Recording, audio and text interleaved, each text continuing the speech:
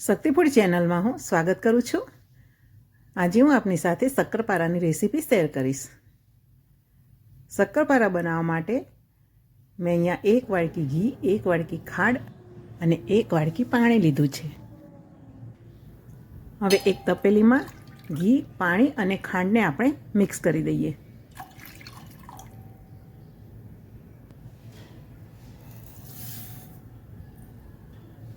આ જ વાડકીના માપથી 1 વાડકી ઘી, 1 વાડકી ખાંડ અને 1 વાડકી પાણી લીધું છે। હવે ચમચી વડે એને હલાવી લઈએ અને ગેસ ચાલુ કરીને ગેસ પર ગરમ થવા માટે મૂકી દઈએ। વચ્ચે વચ્ચે એને પણ આપણે હલાવતા રહીશું। હવે ખાંડ ઓગળી જાય ત્યાં સુધી આપણે પાણીને ગરમ કરવાનું છે। ખાંડ ઓગળી જશે અને જુઓ આ રીતે પાણી ઉકળવા માંડે એટલે હવે આપણે ગેસની ફ્લેમને બંધ કરી દઈશું। અહીંયા આપણે પાણીને વધારે ઉકાળવાની જરૂર નથી। શક્કરપારા બનાવવા માટે મેં 4 વાડકી મેદો લીધો છે। મેદો મેં ચાળીને લીધો છે।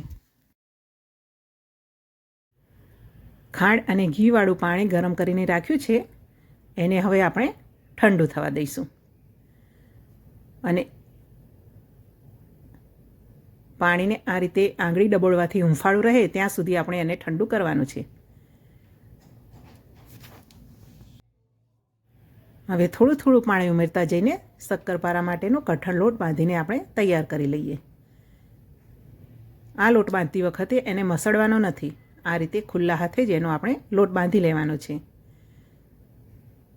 વધારે મસળવાથી લોટ ચીકણો થઈ જશે તો શક્કરપારા ક્રિસ્પી નહીં બને। તો આ રીતે આપણે લોટ બાંધીને તૈયાર કરી લીધો છે। 2 હાથ વડે સરસ રીતે એને આપણે મસળી લઈએ। હવે એમાંથી આપણે લુવા પાડી લઈએ। આ રીતે મોટા મોટા લુવા પાડી લઈશું।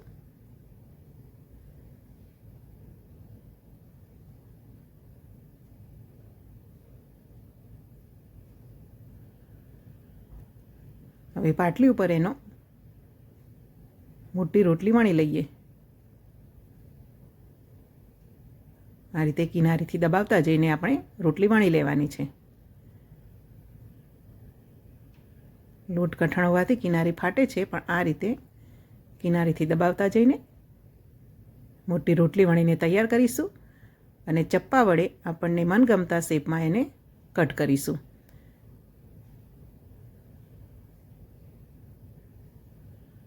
ચારે બાજુથી વધારાનો ભાગ આપણે કાઢી લીધો છે અને સ્ક્વેર શેપમાં બધા શક્કરપારા કટ કરી લીધા છે। હવે તેલને ગરમ થવા માટે ગેસ પર મૂકી દીધું છે। તેલ ગરમ થઈ ગયું છે। હવે એમાં આપણે જેટલા સમાય તેટલા શક્કરપારા મૂકીશું અને ઉલટાવી પલટાવીને સરસ રીતે તળી લઈશું। ગેસની ફ્લેમ મીડિયમ રાખવાની છે અને શક્કરપારા રતાસ પડતા થાય ત્યાં સુધી આપણે તળી લઈશું। જુઓ બધા શક્કરપારા ફૂલે છે, ઉપરથી એકદમ ક્રિસ્પી છે અને અંદરથી ખસ્તા બન્યા છે।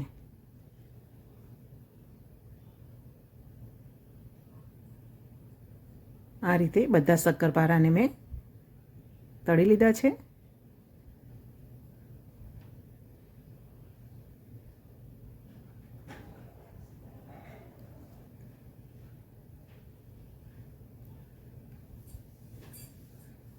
હવે એક શક્કરપારાને આપણે તોડીને જોઈએ તો જુઓ એકદમ તૂટી જાય છે, અંદરથી ખસ્તા છે અને અંદર પડ પણ એના દેખાઈ રહ્યા છે। તો ખૂબ જ સરસ એવા શક્કરપારા બનીને આપણા તૈયાર થઈ ગયા છે। આશા રાખું છું કે તમને મારી આ શક્કરપારાની રેસીપી જરૂર પસંદ આવી હશે।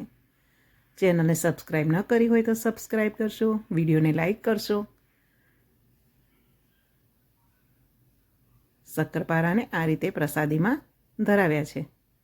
જય શ્રી કૃષ્ણ, જય માતાજી।